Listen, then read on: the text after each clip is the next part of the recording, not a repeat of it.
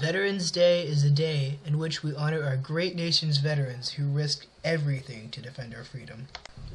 The holiday has a very interesting history. On November 11, 1919, President Woodrow Wilson commemorated the end of World War I by proclaiming it Armistice Day. 7 years later, Congress approved Armistice Day as a national holiday. In 1953, a man from Kansas suggested that the holiday be expanded to honor all veterans, not just World War I veterans. Today, the holiday honors over 25 million living veterans. I asked Mr. David Merchant to explain what he thinks of Veterans Day and how he feels about it as a veteran. I think it means it's a day just to recognize the sacrifice that people have in their service to this country.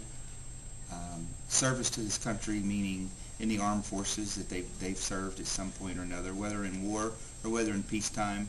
They offered up, themselves to protect this country. I asked Mr. Merchant if he wanted to say anything else.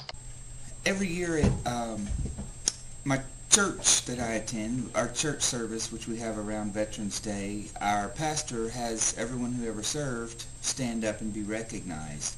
And it used to embarrass me. I'm standing up with guys from World War II, the Korean War, and Vietnam, guys who served and actually saw combat. And I was, I guess, somewhat embarrassed to stand with them because I didn't serve during the war. I did serve during peacetime.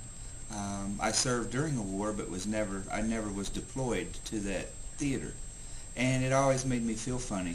But the older I'm getting, the more I appreciate the fact that I served, and if I had been called, I would have gone.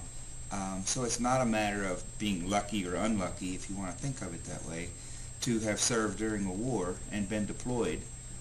It's just a matter that I did it, and I was willing to do it. And since that time, I guess maybe I've grown up a little bit, and it does mean more to me, and I no longer feel embarrassed. So, I'm a veteran, so plain and simple.